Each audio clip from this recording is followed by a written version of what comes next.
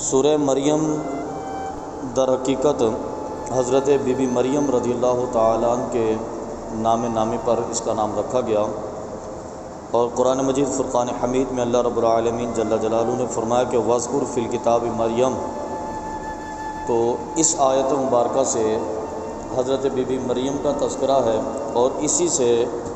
استنباط کر کے اخراج کر کے اس مکمل سورت کا نام حضرت بی بی مریم کے نام پر رکھا گیا۔ یہ مکمل سورہ مبارکہ جو ہے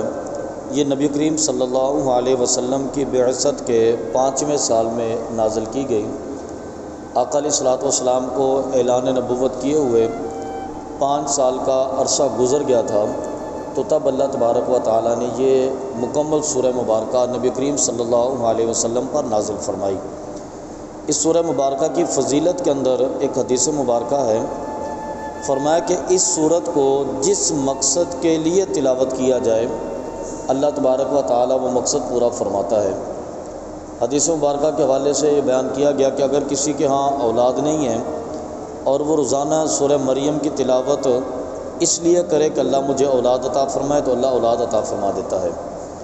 سورہ مریم کی تلاوت روزانہ اس ارادے سے کرے کہ اللہ مجھے رزق حلال عطا فرمائے، تو اللہ رزق حلال عطا فرماتا ہے۔ جو بھی جائز مقصد ہو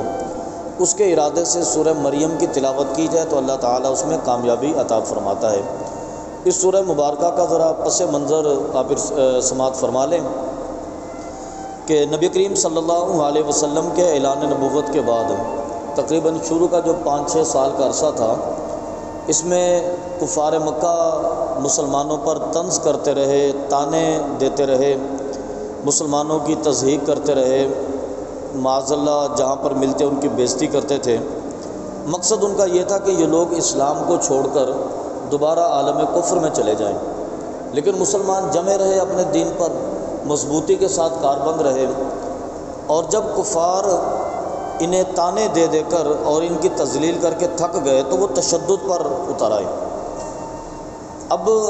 جو مسلمان کمزور تھے ان پر تو براہ راست تشدد کیا جاتا، اور جو کمزور نہیں تھے، ذرا طاقتور تھے،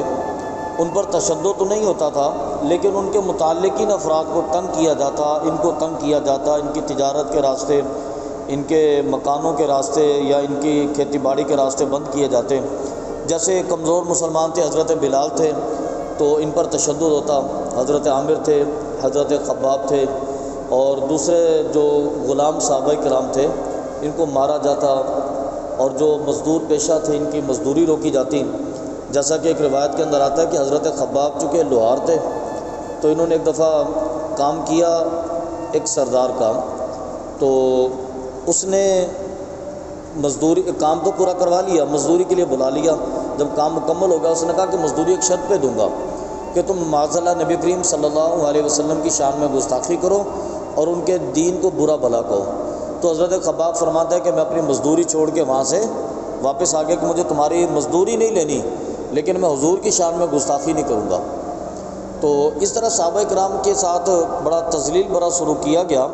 تو حضرت خباب فرماتے ہیں کہ ایک مرتبہ میں نے حضور کی بارگاہ میں عرض کیا کہ یا رسول اللہ صلی اللہ علیہ وسلم، یہ لوگ بڑا تنگ کرتے ہیں، بڑا تشدد کرتے ہیں ہم پر، ہمیں خوار کرتے ہیں، آپ ان کے لیے دعائے بد کیوں نہیں فرما دیتے، اللہ ان کو ہلاک کر دیں۔ تو فرماتے ہیں کہ جلال سے نبی کریم صلی اللہ علیہ وسلم کا چہرہ سرخ ہو گیا، چہرہ تمتما اٹھا۔ آپ نے فرمایا کہ خباب تم نے ابھی سے صبر کا دامن چھوڑ دیا، تم سے پہلے جو امتیں تھیں ان پر کتنا ظلم و ستم کیا گیا، ان کو قتل کر دیا گیا، ان کو ہلاک کر دیا گیا، ابھی تم پر تو ایسا کچھ نہیں ہوا۔ لیکن اس کے بعد نبی کریم صلی اللہ علیہ وسلم نے کچھ عرصے کے بعد صحابہ کرام کو اجازت دی کہ تم میں سے اگر کوئی شخص یہاں سے ہجرت کر کے جانا چاہے تو کسی اور علاقے میں چلا جائے۔ مشورہ کیا گیا کہ حضور کہاں جائیں؟ تو آقا علیہ السلام نے فرمایا کہ تم حبشہ کی طرف چلے جاؤ، وہاں کا جو بادشاہ ہے وہ ظالم نہیں ہے، وہ بڑا انصاف پسند ہے، تم اگر اس کے ملک میں چلے جاؤ گے تو تمہارے ساتھ انصاف کیا جائے گا۔ سب سے پہلے تقریباً 11 مرد حضرات اور 4 خواتین انہوں نے ہجرت کی۔ اس کے بعد تقریباً 80 سے زیادہ مسلمانوں نے ہجرت کی حبشہ کی طرف۔ اب ایک بہت بڑی تعداد تھی نا یہ ہجرت کر کے جانے والی، 80 سے 90 کی تعداد دوسری مرتبہ، 11 مرد اور 4 عورتیں پہلی مرتبہ۔ تو اس کے اندر مکہ کا تقریباً کوئی خاندان ایسا نہیں تھا جو متاثر نہ ہوا ہو۔ اس کے اندر ابو جہل کا سگا بھائی جو تھا وہ بھی ہجرت کر کے چلا گیا، ابو جہل کا ایک چچا زاد بھائی تھا وہ بھی ہجرت کر کے چلا گیا، عتبہ جو وہاں کا سردار تھا اور طائف کا بڑا سردار تھا اس کے 2 بیٹے ہجرت کر کے چلے گئے۔ اسی طرح ابو سفیان کی بیوی ہندہ جو تھی اس کا بھائی ہجرت کر کے یہاں سے چلا گیا، اور ابو سفیان کی بیٹی ام حبیبہ جو بعد میں نبی کریم صلی اللہ علیہ وسلم کی زوجہ محترمہ بنی وہ بھی ہجرت کر کے چلی گئیں۔ ایک خاتون حضرت ام سلمہ جو نبی کریم صلی اللہ علیہ وسلم کے ساتھ ان کا بعد میں نکاح ہوا تھا، ام المؤمنین حضرت ام سلمہ وہ بھی ہجرت کر کے چلی گئیں۔ تو اور بھی بہت سارے خاندانوں کے لوگ یہاں سے ہجرت کر کے گئے، تو تقریباً ہر خاندان ان سے متاثر ہوا۔ اب کچھ لوگ تو اسلام کے لیے نرم گوشہ لے کر آ گئے، لیکن کچھ لوگوں کے اندر نفرت اور بھی زیادہ ہو گئی۔ تو کفار مکہ کے جو سردار تھے انہوں نے مشاورت کر کے اپنے 2 سفیر حبشہ کی طرف بھیجے۔ ان میں سے ایک تو ابو جہل کا بھائی تھا اور دوسرا جو ہے یہ حضرت عمر بن عاص تھے۔ اس وقت ابھی اسلام نہیں لائے تھے، بعد میں یہ اسلام بھی لائے اور مسلمانوں کے عظیم ترین جرنیل بھی تھے۔ اور یہ حضرت عمر بن عاص وہی صحابی ہیں جنہوں نے مصر فتح کیا تھا، اور نبی کریم صلی اللہ علیہ وسلم نے ان کو بشارت بھی دی تھی۔ یہ اس وقت سفیر بن کے حبشہ کی طرف گئے اور جا کر انہوں نے بڑی سیاست کے ساتھ کام یہ کیا کہ بڑے تحائف اور مال و دولت لے کر گئے۔ پہلے تو جا کر انہوں نے حبشہ کے جو مختلف سردار تھے نا ان سے ملاقاتیں کی، ان کو خریدا، ان کو تحائف دیے اور ان کو اپنا ہم نوا بنایا۔ جب سارے سردار ان کے ہم نوا ہو گئے تو پھر یہ حبشہ کے دربار میں گئے اور نجاشی جو اس وقت بادشاہ تھا اس کے ساتھ جا کر انہوں نے بات چیت کی۔ انہوں نے کہا کہ دیکھیں جی ہمارے ملک کے کچھ لوگ ہیں جو بھگوڑے ہیں، وہاں سے بھاگ کر آپ کے پاس آ کے وہ ہمارے دین کو برا بھلا کہتے ہیں، تو وہ آپ کے دین کو بھی نہیں مانتے، تو اس لیے وہ ہمارے مجرم ہیں، وہ ہمارے حوالے کیے جائیں۔ تو نجاشی بادشاہ نے مسلمانوں کو بلا لیا۔ جب یہ سارے مسلمان نجاشی بادشاہ کے پاس حاضر ہوئے تو سب نے حضرت جعفر بن طیار کو، حضرت جعفر طیار بن ابو طالب کو اپنا سرپرست بنایا، اپنا سربراہ بنایا اور ان سے کہا کہ آپ ہماری طرف سے یہاں پر بات کریں۔ تو حضرت جعفر نے وہاں پر مذاکرات کی ان سے۔ نجاشی بادشاہ نے سب سے پہلا سوال یہ کیا کہ تم لوگوں نے یہ کیا حرکت کی ہے؟ اپنے باپ دادا کا دین بھی چھوڑ دیا، اس کے بھی تم نہیں رہے، اور تم میرے دین کے اندر بھی داخل نہیں ہوئے، اور پھر تم نے اپنا شہر چھوڑا، میرے شہر کے اندر آ گئے۔ بھی تم نہ تو میرے دین کے ہو نہ ان کے دین کے، پھر میرے کس کام کے تم لوگ؟ تو حضرت جعفر طیار کھڑے ہوئے اور انہوں نے سورہ مریم کے ابتدائی 2 رکوع تلاوت کیے۔ اس کے اندر حضرت بی بی مریم کا تذکرہ ہے، حضرت زکریا علیہ السلام کا تذکرہ، حضرت یحییٰ علیہ السلام کی بات، اور حضرت عیسیٰ علیہ السلام کا تذکرہ ہے، ان کی ولادت اور اس کے بعد کی باتیں ہیں۔ تو چونکہ نجاشی عیسائی تھا، جب حضرت عیسیٰ علیہ السلام کے حوالے سے باتیں ہوئیں اور حضرت بی بی مریم کی بات ہوئی تو نجاشی بادشاہ نے بڑی سختی سے ان سفیروں سے کہا کہ تم کچھ بھی کر لو، میں یہ مسلمان تمہیں واپس نہیں کروں گا، یہ میرے ملک کے اندر آئے ہیں، میں نے ان کو پناہ دی ہے، اب یہ ہمارے پاس رہیں گے۔ تو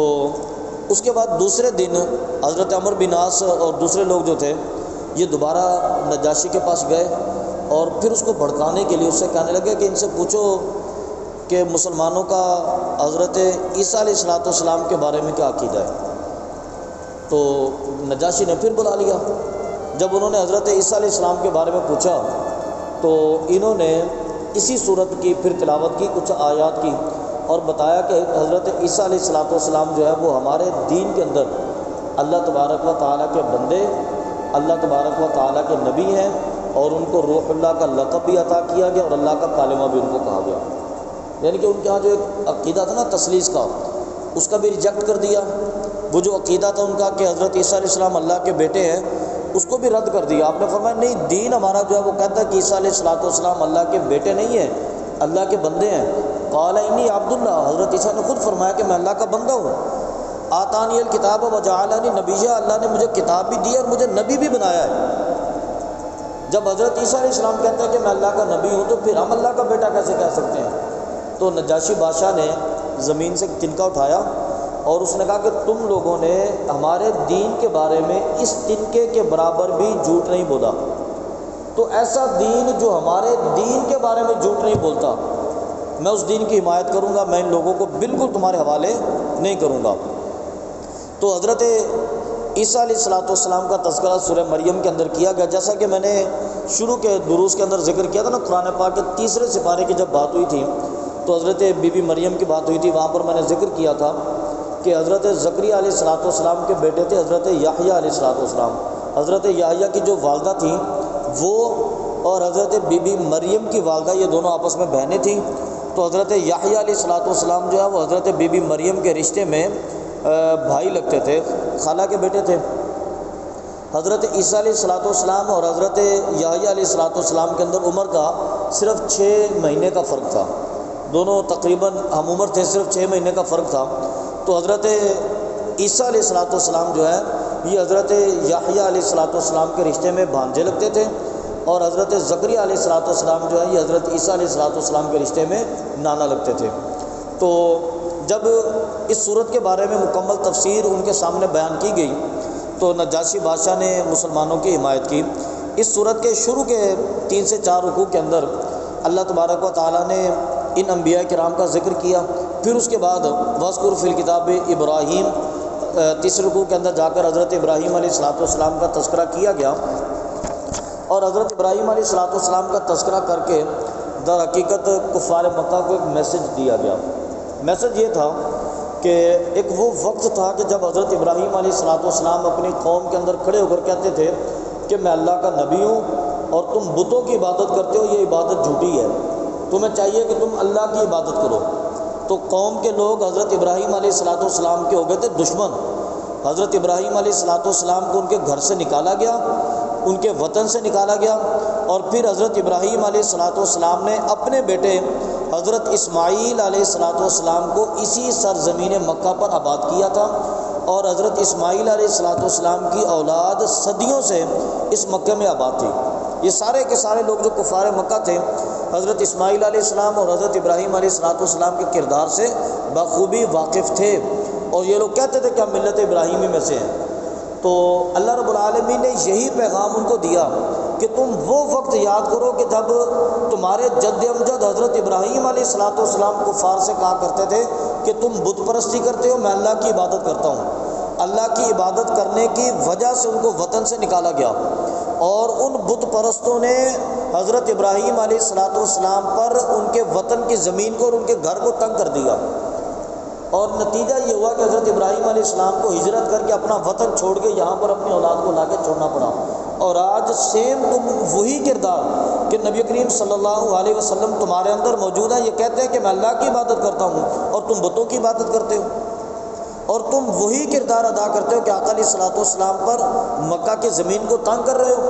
آقا علیہ السلام کو ان کے وطن سے نکالنا چاہ رہے ہو، اور جرم ان کا یہ ہے کہ وہ کہتے ہیں کہ اللہ رب العالمین وحدہ لا شریک ہے، میں تمہارے بتوں کی عبادت نہیں کروں گا۔ یہ پیغام ان کو اللہ رب العالمین کے کلام سے ملا کہ وَاذْكُرْ فِي الْكِتَابِ ابراہیم إِنَّهُ كَانَ صِدِّيقًا نَبِيًّا، کہ ابراہیم علیہ السلام کے زمانے کو یاد کرو نا، وہ تو اللہ کے سچے نبی تھے۔ اذ قال لأبي يا أبت لما تعبد ما لا يسمع ولا يبصر ولا يغني عنك شيئا، انہوں نے یہ ساری باتیں کی تھیں کہ تم بتوں کی عبادت کیوں کرتے ہو، نہ تو تمہیں کوئی فائدہ دے سکتے ہیں نہ تمہیں کوئی نقصان دے سکتے، تمہاری بات ہی نہیں سن سکتے یہ، پھر تم ان کی عبادت کیوں کرتے ہو۔ تو ان کا تذکرہ کیا گیا، اور پھر آگے چل کر فرمایا کہ وَاذْكُرْ فِي الْكِتَابِ مُوسَىٰ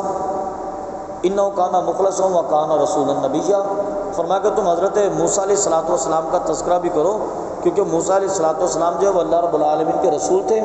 اللہ کے نبی تھے، اور دین کے اندر مخلص تھے۔ یہ کلام جو اس لیے کیا گیا کہ حضرت موسیٰ علیہ السلام کے بڑے بھائی جو تھے نا حضرت ہارون علیہ السلام، وہ حضرت موسیٰ علیہ السلام سے عمر میں تو بڑے تھے لیکن نبوت کے معاملے میں چھوٹے تھے، وہ ان کے نائب تھے۔ حضرت موسیٰ علیہ السلام کے وصال کے بعد حضرت ہارون علیہ السلام قوم کے نبی تھے، تو حضرت ہارون علیہ السلام کی اولاد میں آگے چل کر حضرت زکریا علیہ السلام تھے، اور انہی کی اولاد میں چل کر حضرت عیسیٰ علیہ السلام تھے، اور حضرت بی بی مریم تھے۔ اس لیے اللہ تبارک و تعالیٰ نے حبشہ کے لوگوں کو مخاطب کر کے حضرت عیسیٰ علیہ السلام کا، حضرت بی بی مریم کا، حضرت زکریا علیہ السلام کا، حضرت موسیٰ کا، حضرت ہارون علیہ السلام کا ذکر کیا، اور کفار مکہ کو مخاطب کر کے اللہ تبارک و تعالیٰ نے حضرت ابراہیم علیہ السلام کا ذکر کیا، حضرت اسحاق علیہ السلام کا ذکر کیا، حضرت یعقوب علیہ السلام کا ذکر کیا، اور پھر آگے چل کر حضرت اسماعیل علیہ السلام کا تذکرہ کیا۔ آگے فرمایا کہ وذکر فی الکتاب اسماعیل اور وذکر فی الکتاب ادریس، اور آگے چل کر اللہ رب العالمین نے مختلف انبیاء کا ذکر بھی کیا۔ تو در حقیقت یہ پورا مجموعہ جو ہے یہ دونوں قوموں کو یہ میسج دینے کے لیے تھا، یہ پیغام دینے کے لیے تھا کہ اللہ تبارک و تعالیٰ کے دین کے راستے میں جب بھی مشکل آ جائے، اللہ کے دین کے راستے میں جب بھی تکلیف آ جائے، اگر تمہیں گھر سے نکال دیا جائے، تمہیں وطن سے نکال دیا جائے، تمہارے مال و دولت کو تم سے چھین لیا جائے، تو سمجھ لینا کہ اب اللہ کی بارگاہ میں تم قربانی پیش کر رہے ہو، تو تمہیں زوال نہیں آئے گا، تمہیں ہمیشہ عروج ہی عطا ہوگا۔ اب دیکھ لیں حضرت ابراہیم علیہ السلام کو جب ہجرت کرنی پڑی، زمین سے نکالا، گھر سے نکالا، تو ہونا تو یہ چاہیے تھا کہ زوال آ جاتا، لیکن اللہ نے ان کو عروج عطا کیا۔ اسی طرح نبی کریم صلی اللہ علیہ وسلم پر ان کے لوگوں نے تصور کیا تھا کہ حضور کو ہم مکہ سے نکال دیں گے تو بے یار و مددگار ہو جائیں گے، ان کے پیچھے ان کی قوم نہیں ہوگی، ان کا قبیلہ نہیں ہوگا، ان کے پیچھے ان کی جائیداد نہیں ہوگی، ان کے پاس مال و دولت نہیں ہوگا، تو یہ کیا کریں گے یہ لوگ؟ جب انہیں مکہ سے نکالا کہ حضور مدینے میں گئے، اور مدینے میں جا کر مسلمان وہ طاقت بنے کہ کفار مکہ مسلمانوں کو شکست دینے کے صرف خواب ہی دیکھتے رہ گئے۔ کہاں وہ آقا علیہ السلام کو معذلہ شہید کرنا چاہتے تھے، اور کہاں نبی کریم صلی اللہ علیہ وسلم وقت کے بہت بڑے حاکم بن کر ان کے سامنے آئے، بلکہ حضور نے مکہ کو فتح کیا، اور یہ لوگ ہاتھ باندھ کے مکے کے سین میں حضور کے سامنے کھڑے تھے، اور اس بات کے منتظر تھے کہ یہ کل کے وہ لوگ جن پر ہم ظلم و ستم کیا کرتے تھے، آج ہماری تقدیر کے بارے میں کیا فیصلہ کریں گے۔ تو اللہ رب العالمین نے یہاں پر یہ میسج اور پیغام دیا کہ اگر تمہیں دین کے راستے میں تکلیف آ جائے، دین کے راستے میں مشقت اور اذیت کا سامنا کرنا پڑے، جھوٹ نہیں بولنا، تم لوگوں نے ڈٹ جانا دین کے راستے پر۔ کسی بدکار کی حمایت حاصل کرنے کے لیے جھوٹ نہیں بولنا۔ آپ اندازہ کریں نا، جب عمر بن عاص اور دوسرے لوگوں نے کہا تھا نجاشی سے، ان سے پوچھیں کہ آپ کے دین کے بارے میں کیا عقیدہ ہے، تو مسلمان اگر چاہتے ان کی پناہ لینے کی کہہ سکتے تھے نا کہ دیکھیں جی ہم بھی حضرت عیسیٰ کو اللہ کا بیٹا مانتے ہیں، کہہ سکتے تھے نا بھی تم بھی بیٹا مانتے ہو، ہم بھی بیٹا مانتے ہیں۔ نہیں، انہوں نے کہا نہیں، ہم بیٹا نہیں مانتے، ہم ان کو اللہ کا بندہ مانتے ہیں اور اللہ کا نبی مانتے ہیں، یہ ہمارے دین کا پیغام ہے۔ انہوں نے بادشاہ کی حمایت حاصل کرنے کے لیے جھوٹ نہیں بولا، تو جب انہوں نے جھوٹ نہیں بولا تو اللہ تبارک و تعالیٰ نے پھر ان کو عروج عطا کی اور کامیابی عطا کی۔ یہ میسج دیا گیا، یہ پیغام دیا گیا۔ اللہ رب العالمین کی بارگاہ سے دعا ہے کہ اللہ تعالیٰ قرآن پاک کی تعلیمات کو سمجھ کر عمل کرنے کی توفیق عطا فرمائے، اور ہمیں ہمیشہ حق کا ساتھ دینے کی اور ظالم و جابر کے شر سے بچنے کی توفیق عطا فرمائے۔ آمین آمین وما علینا الا البلاغ المبین۔